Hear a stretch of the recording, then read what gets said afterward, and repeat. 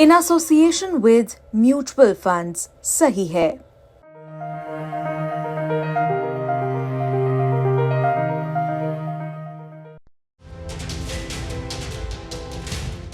बॉलीवुड अभिनेत्री करण अर्जुन फिल्म से फेमस हुई ममता कुलकर्णी अब महामंडलेश्वर बन गई। जी हां, महामंडलेश्वर यामिनी ममता नंदगिरी, और वो भी किन्नर अखाड़े। जी हां, पहले चोटी काटी गई, उसके बाद पिंडदान किया गया, सारी प्रक्रिया हुई और इसी के साथ बॉलीवुड एक्ट्रेस ममता कुलकर्णी धार्मिक रूप से संन्यास ले लिया। उन्होंने फिल्म छोड़ी और उसके बाद अब वो महामंडलेश्वर बन गई। दरअसल प्रयागराज के संगम किनारे चल रहे महाकुंभ के महापर्व में ममता कुलकर्णी ने संन्यास लिया। उन्हें किन्नर अखाड़े ने महामंडलेश्वर बनाया, उनका पिंडदान कराया गया। सारी प्रक्रियाओं के बाद उन्हें एक नया नाम दिया गया। किन्नर अखाड़ा ममता कुलकर्णी को महामंडलेश्वर बनाने जा रहा है। उनका नाम श्री यमाई ममता नंदगिरी रखा गया है। जैसे मैं बात कर रही हूं, उनका पिंडदान का कार्यक्रम हो रहा है और उनके सारे क्रियाक्रम जो महामंडलेश्वर होने के पहले होते हैं वो सारा चीज किया जा रहा है।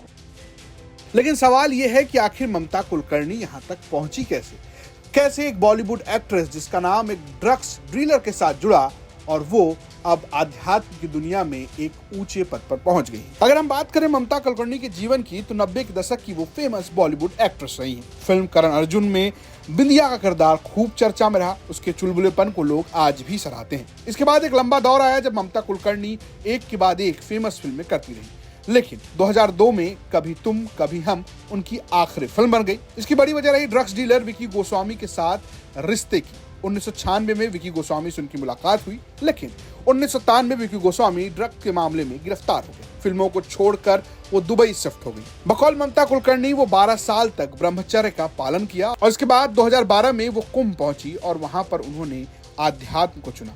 अब 2025 के महाकुंभ में वो महामंडलेश्वर बन गई। महामंडलेश्वर बनने के बाद क्या कह रही ममता कुलकर्णी, वो भी सुन लीजिए। इसकी क्या शुरुआत में क्या बोलूं आपको, ये महादेव और महाकाली का आदेश था, मेरे गुरु का आदेश था, इसलिए आज का दिन उन्होंने चूज किया, मैंने कुछ नहीं किया। एक तरफ ममता है, एक तरफ उनकी गुरु है। गुरु ये कहती हैं कि बहुत लंबे समय से हमारे साथ संपर्क में थी और उन्हें सारी प्रक्रियाओं के साथ महामंडलेश्वर बना दिया। वो मुझसे 1.5 साल से मुझसे टच में रही, किन्नर अखाड़े के टच में रही और वो पहले भी मुझसे मिलने से पहले जूना अखाड़े के महामंडलेश्वर के साथ वो दीक्षित थी और उनके गुरु ब्रह्मलीन होने के बाद उनको कहीं दिशा नहीं मिल रही थी।